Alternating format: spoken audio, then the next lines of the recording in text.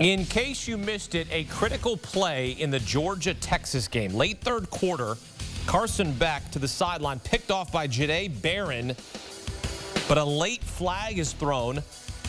Barron flagged for defensive holding, and they end up overturning the call. They said it was pass interference. Instead, it turns out to be an interception, and Texas would go down and score a touchdown to cut into the deficit to make it a 23-15 game. What a turning point then.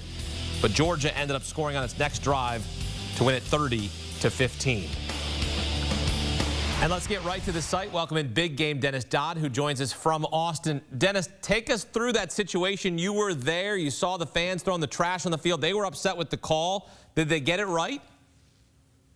You know, I don't know what right is in this case, Hakeem. You can literally make a case on that play for offensive pass interference, defensive pass interference, and really no call, in which case Jahdae Barron's interception would have stood, which it did eventually, and they went down and scored after getting the ball back down to the 9-yard line of Georgia.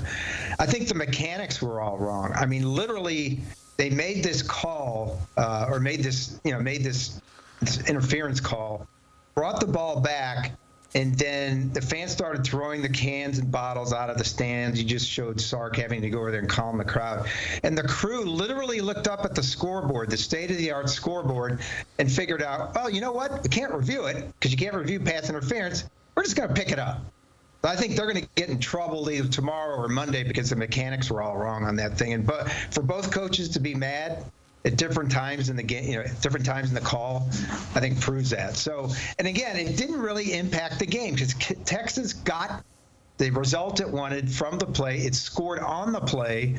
It got within 23-15, lost the game 30-15. I think it's just a footnote to the game, but it'll be talked about all week. Well, I'll tell you what, Dennis, and I know you were there, but I'd argue that that moment was huge because what ends up happening is Georgia has to feel like the pressure's on them, right? At that point, Texas had outscored them 15-0 in the third quarter, and Georgia says, you know what, we're not going to let this call dictate what happens in this game. We're going to go down and stuff it down their throat, even if it takes 4 times. So to me, that was a huge moment for Georgia to be able to bounce back and be able to win this game. What does that say about the Dogs being able to overcome that and put on the whooping, really, that they did in the end?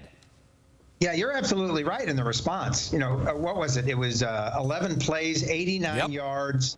They started at their 11 and drove it right down their throats to go up 30-15. And really, the Georgia defense dictated this thing, Hakeem.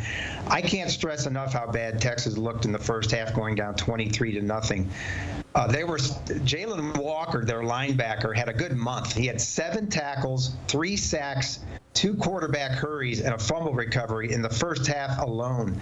Georgia had to travel all of 89 yards for its 5 scoring drives and getting to 23-0. That's how inept Texas was. So to me, the second half was window dressing for Texas. Yeah, they played hard, they played great, but there's 2 things here.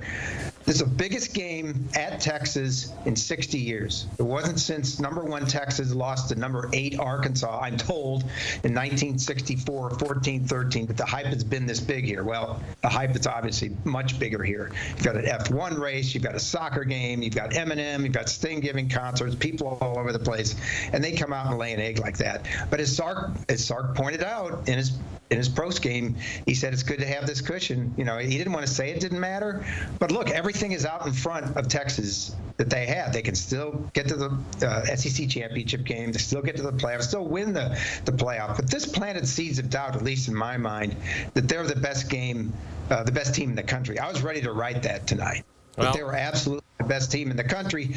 And it's been, they hadn't been #1, Hakeem, in 16 years. They will hold that title for exactly 14 days. Yeah, look like we'll have a new #1. Perhaps it'll be Oregon that will slide up as they shut out Purdue on Friday. But I will note it's the first time since '07 no undefeated SEC teams at the end of October.